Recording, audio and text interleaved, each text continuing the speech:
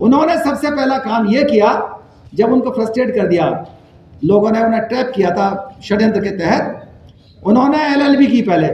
और जिस घर के में एक एलएलबी होता है, उस घर के लोगों को कोई जाति सूचक गाली नहीं देता। गलत तो नहीं करा वकील साहब? कोई पुलिस वाला डंडा नहीं मारता, जमानत कोर्ट से बहुत जल्दी हो जाती है, अगर कोई मर्डर वगैरह करना हो छोट-मोट चीज़ पे तो हो जाती है। पड़ोसी आपका घर नहीं घेरता, पड़ोसी का जो किसान है वो आपका खेत नहीं घेरता, एनक्रोचमेंट से आपको छुट्टी मिल जाती है, और जज साहब भी सोच समझ करके निर्णय लेते। इतनी बड़ी पावर है। हमारा तो अभियान है कि अगर आपके ऊपर कोई विपत्ति आए, कोई परेशानी आए, तत्काल एलएलबी की पढ़ाई शुरू करो। तो क्या मैं मरूंगा नहीं? अगर तुम मेरे साथ गलत काम करोगे तो क्या मैं बदला नहीं लूंगा?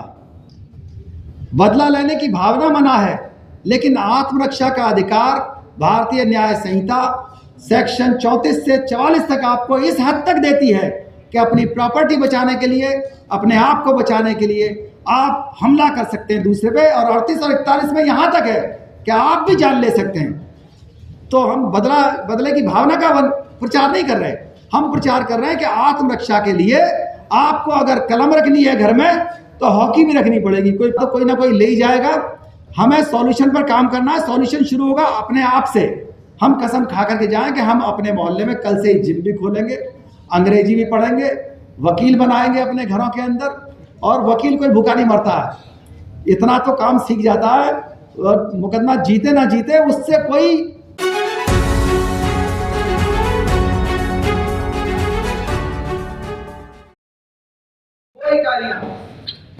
जो इकाइयां एससी, एसटी, ओबीसी, माइनॉरिटी महिलाओं को उनकी संख्या के अनुसार अगर आरक्षण देते हैं, स्टेज देते हैं, तो उनको करों में माफी होगी। जबरदस्ती ना कराएं, जो नहीं करना चाहते ना करें, लेकिन इंसेंटिवाइज करिए। ये आप अपने मैनिफेस्टो में लिखें कि निजी क्षेत्र की उन इकाइयों को हम ये सुविधाएं देंगे तो होगा लागू। कर्नाटक का जो मैनिफेस्टो बनाया था कांग्रेस ने, उसमें आरक्षण के बारे में क्लियर चीजें दी गई थी और उसमें उसको लाभ मिला था। लेकिन वो मैनिफेस्टो आपको बनाना चाहिए कि हमको हिस्सेदारी आधारित मैनिफेस्टो बनाना है। ये हर पार्टी तब मजबूर होगी जब हमारे आपके जैसे लोग इसको टेबल टॉक बनाएंगे कि हमको हिस्सेदारी आधारित मैनिफेस्टो चाहिए, आपकी पार्टी हो चाहे आपकी पार्टी हो, उसको हम उसमें तुलना करेंगे कि कितना हमको मिलेगा, क्या एससी को मिलेगा, क्या ओबीसी को मिलेगा, क्या महिलाओं को मिलेगा। हम उसमें सवाल पूछेंगे, तब जाकर के संविधान के समर्थक प्रत्याशी चुने जा सकेंगे। ये एक ऐसा समाधान है जो आपके हाथ में है। और अगर ऐसा होता है तो बहुत से जो सुप्रीम कोर्ट के अंदर लटके हुए आपके अमेंडमेंट्स हैं वो भी पास हो जाएंगे। अगर सुप्रीम कोर्ट की हिम्मत भी नहीं होगी। और निश्चित रूप से जो मैनिफेस्टो के अंदर इलेक्शन कमीशन ऑफ इंडिया आजकल बहुत सारी चोरी और डकैती कर रहे हैं, अगर हमने मांग रखवा दी कि इलेक्शन कमीशन ऑफ इंडिया के अंदर 1 एसटी, 2 एससी, 4 ओबीसी, 2 अंतरजातीय विवाहों से पैदा हुए सदस्य और 1 सामान्य और 1 माइनॉरिटी का आदमी होना जरूरी है, 11 सदस्य, तो निश्चित रूप से डेमोक्रेसी बचेगी, संविधान भी बचेगा। अगर इलेक्शन कमीशन ऑफ इंडिया का में इस तरह के सदस्य हुए और मेजोरिटी से निर्णय लिए जाएंगे। संविधान पीठ के अंदर अगर हमने डिमांड रखवा दी मैनिफेस्टोज के अंदर, और यह संभव काम नहीं है, हमने मैनिफेस्टोज में काम करवाए हैं, पार्टियां तैयार हुई है, भले ही उन्होंने 1-2 मांगा, ओल्ड पेंशन स्कीम मांगी कई पार्टियों ने। तो अगर हमने मैनिफेस्टो में यह रखवा दिया कि सुप्रीम कोर्ट की जो कॉन्स्टिट्यूशन बेंच होती है उसके अंदर, हर बेंच के अंदर जब भी ऐसा मैटर आए उसमें 1 एसटी, 2 एससी और 4 ओबीसी के लोग होंगे, 1 माइनॉरिटी का होगा, 2 अंतरजातीय विवाह वाले होंगे और 1 सामान्य होगा। बस निश्चित रूप से सब भूल जाएंगे कैसे पैदा होता है मोरनी। इतिहास के खिलाफ कोई षड्यंत्र नहीं होगा, कोई शास्त्रों को याद नहीं रखेगा। हम तो कहते हैं तुम शास्त्रों को याद रखो, अपने बेटियों को पढ़ाओ ना, बताओ ना, देवदासी करें, वो जौहर करें, वो उनको आप सिखाइए, सती होना सीखें।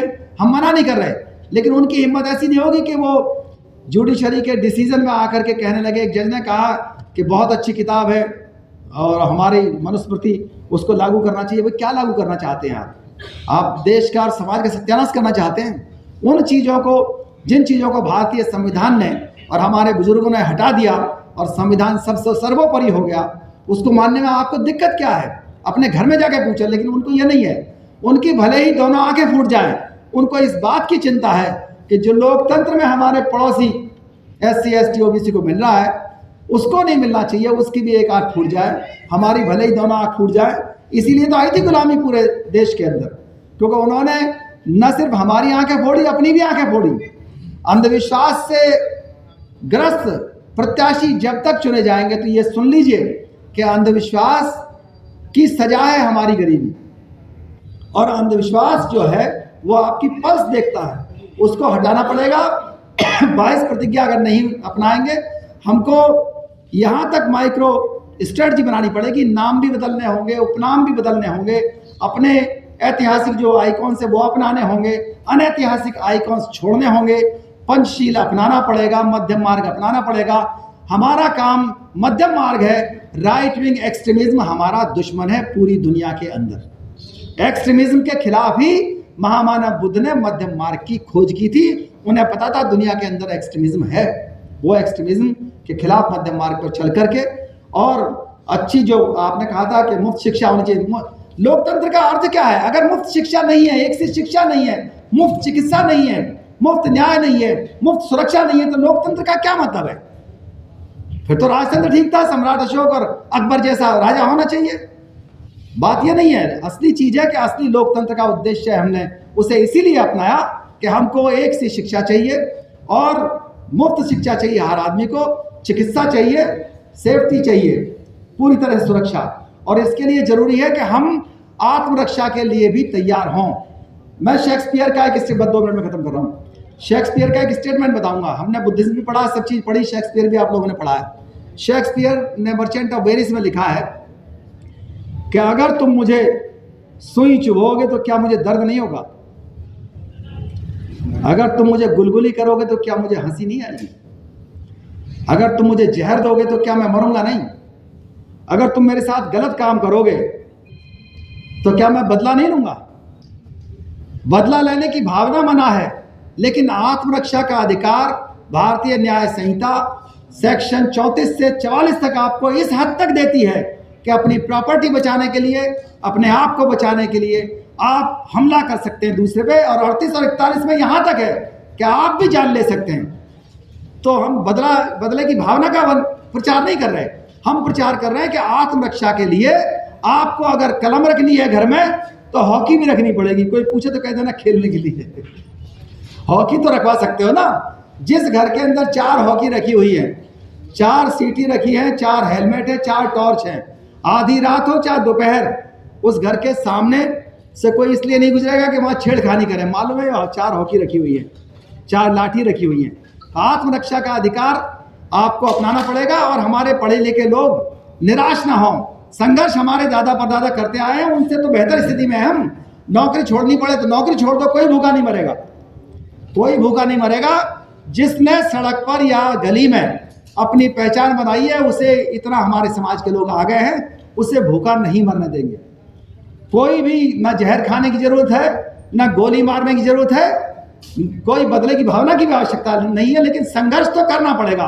बाबा साहब ने किया, ज्योतिबा फुले ने किया, बुद्ध ने किया, तो हमें क्यों नहीं करना? इस तरह कोई निराश होने की जरूरत नहीं है।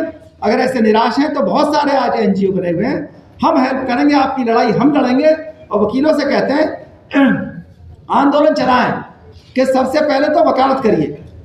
हमारे SC के वो थे IPS अधिकारी, उनको 11 साल नौकरी से बाहर कर दिया। उनका संघर्ष बता रहा हूँ। मिस्टर PSV प्रसाद थे, उन्होंने सबसे पहला काम ये किया, जब उनको फ्रस्ट्रेट कर दिया, लोगों ने उन्हें ट्रैप किया था षड्यंत्र के तहत, उन्होंने LLB की पहले।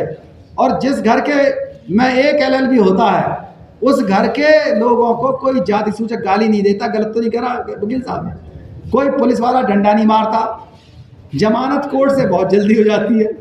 अगर कोई मर्डर वगैरह का ना हो, छुटपुट चीज पे तो हो जाती है।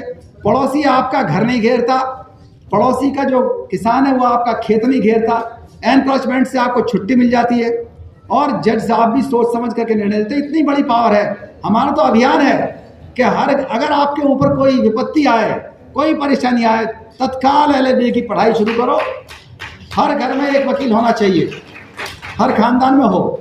निश्चित रूप से अगर आप इतने पढ़े लिखे लोग यहाँ बैठे हुए हैं 100 लोग, इन लोगों ने अगर एक हफ्ते में अपने अपने गांव में जिम खोल लिया, अपने देखिए अस्पताल खोलना महंगा है, स्कूल खोलना महंगा है, स्कूल की कमी नहीं है, लेकिन हमें स्कूल नहीं जाने दिया था। उसके लिए आपको अपने बच्चों के बाइसेप ट्राइसेप भी ठीक करने होंगे।